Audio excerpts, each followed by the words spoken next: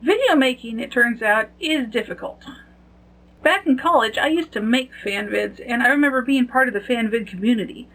But that's over a decade ago, and I don't really remember that much about it. I don't remember what software I used. I vaguely remember learning how to crack open DVDs and get the footage out. A year or two ago, I looked into video editing software and found that I could find some that would serve my needs, but they were costly. And so I looked into free software, and I found that none of them really suited what I needed. None of them really fit with me and my workflow. They'd be difficult to maneuver with. It wasn't intuitive what I needed to do. Whereas some of the expensive software was intuitive, and I think that's what you pay good money for. However, that doesn't mean that free software can't be intuitive, and this year I found some better stuff.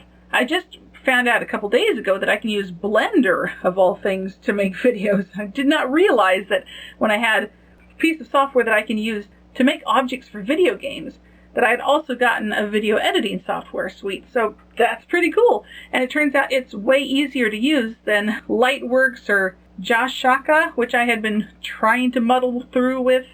Avidemux is useful for clipping, but Blender seems even more useful for putting together videos, so I'm going to see what I can do with it.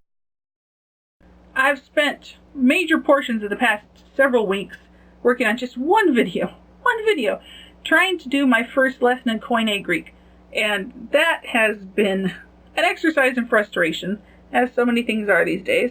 I've got some of the stuff recorded, some of the visuals made up. They're very simple visuals.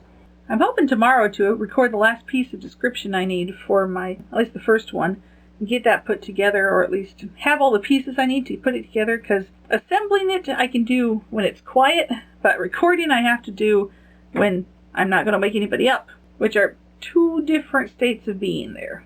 So now I'm just making do with multiple pieces of software, transferring back and forth and getting them together. It's coming, it's just really slow and buggy and annoying.